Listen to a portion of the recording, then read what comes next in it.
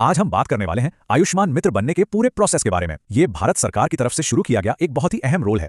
देखिए, जो लोग एक स्टेबल मतलब एक स्थिर नौकरी ढूंढ रहे हैं और चाहते हैं कि वो सरकारी योजनाओं से भी जुड़े रहें, तो ये जानकारी उनके लिए बहुत ही काम की हो सकती है। तो चलिए शुरू करते हैं। सबसे पहली बात जो सबको जाननी होती है, सैलरी।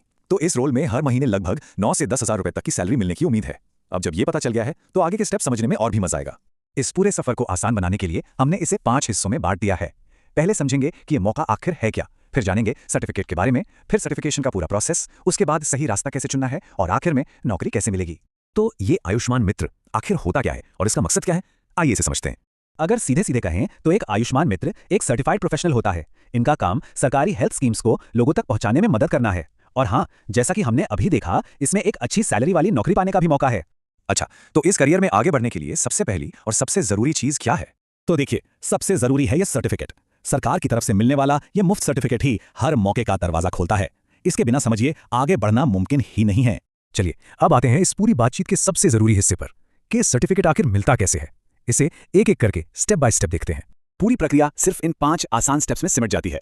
सबसे पहले रजिस्ट्रेशन, फिर ई-केवाईसी, उसके बाद कोर्स ढूंढना, उसे पूरा करना और बस आखिर में एक छोटा सा क्विज पास करना है। तो शुरुआत करने के लिए स्केल इंडिया की ऑफिशियल वेबसाइट पर जाना है। वहां लर्नर की तरह रजिस्टर करना होगा, जिसके लिए एक मोबाइल नंबर लगेगा। इसके ठीक बाद आधार और ओटीपी के जरिए ई-केवाईसी प्रोसेस पूरा करना होगा, मतलब अपनी पहचान को वेरीफाई करना होगा।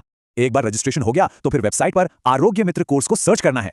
कोर्स मिलते ही उसमें एनरोल कर लीजिए और उसके अंदर जो 8 ट्रेनिंग मॉड्यूल हैं उन्हें एक एक करके पूरा कर डालिए। और हाँ, एक अच्छी बात यह है कि ये कोर्स काफी फ्लेक्सिबल है। इसे पूरा करने में करीब करीब 9 घंटे लगते हैं और ये हिंदी, इंग्लिश और मलयालम जैसी भाषाओं में भी मौजूद है। जब सारे मॉड्यूल खत्म हो जाएं तो आखिरी स्टेप आता है एक छोटा सा क्विज। इसमें करीब 15 से 20 आसान से सवाल होते हैं। जैसे ही ये क्विज पास हो जाता है, सर्टिफिकेट तुरंत डैशबोर्ड पर डाउनलोड के लिए तैयार मिलता है। ठीक है, तो सर्टिफिकेट मिल गया, अब आगे क्या? यहाँ एक बहुत जरूरी बात आती है, क्योंकि ये सर्टिफिकेट मिलने के बाद 2 बिल्कुल अलग अलग रास्ते खुलते हैं और ये स्लाइड इस फर्क को बहुत अच्छे से दिखाती है। एक रास्ता है ऑनलाइन रजिस्ट्रेशन का, जिससे बस एक बेसिक आईडी मिलती है, इसमें कोई सैलरी नहीं है। और दूसरा रास्ता है अस्पताल में नौकरी का, जो हमें उस सैलरी वाली जॉब तक ले जाता है जिसकी बात हमने शुरू में की थी। तो ये साफ है कि असली मौका दूसरे रास्ते में है। तो अब जब ये पता चल गया है कि असली लक्ष्य सैलरी वाली नौकरी है, तो सवाल यह है कि भाई उसे पाया कैसे जाए। तो नौकरी ढूंढने के लिए कुछ सीधे साधे कदम उठाए जा सकते हैं। एक तो ये कि ऑनलाइन आयुष्मान मित्र और साथ में अपने राज्यों का नाम लिखकर सर्च करें, या फिर सबसे बढ़िया तरीका है कि सीधे पास के किसी सरकारी अस्पताल में जाएं और वहां पता करें कि आयुष्मान मित्र की कोई वैकेंसी है या नहीं। बस अपना सर्टिफिकेट और बाकी जरूरी डॉक्यूमेंट साथ ले जाना ना भूलें।